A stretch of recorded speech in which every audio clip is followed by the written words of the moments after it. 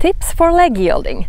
So what we do with our body, especially when we are doing leg yielding, is so important. So often you see riders going so crooked when doing leg yielding, myself included. I really need to concentrate on keeping myself straight. So now if I would go and do leg yielding that way, now everything is fine, and then now I decide I'm going to do leg yielding and suddenly I'm like this. And the rider gets stuck.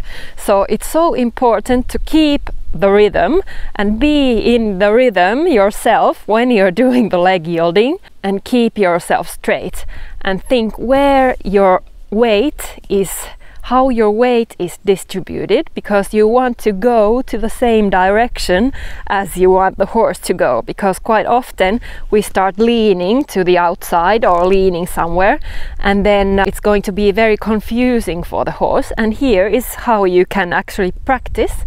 So it's so good to practice without a horse, so just on the ground. And now if I would start doing leg yielding like without a horse, then I would go like this, right? So what you want to concentrate on is keeping both your sides long, equal in length, so you're not slouching like this, but you keep both your sides equal.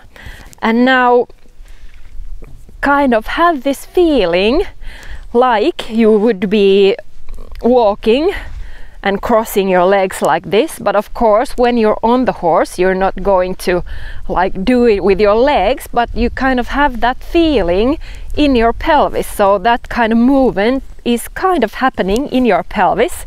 So that's something that you could think about.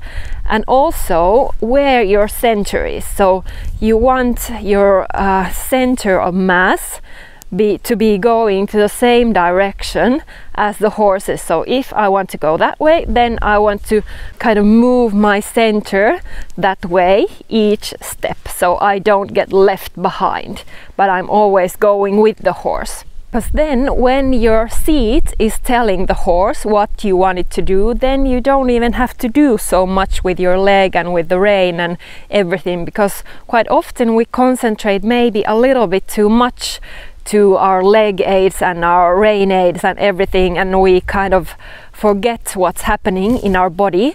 And when our legs and our hands are telling something different to the horse than our body is, it's going to be very confusing.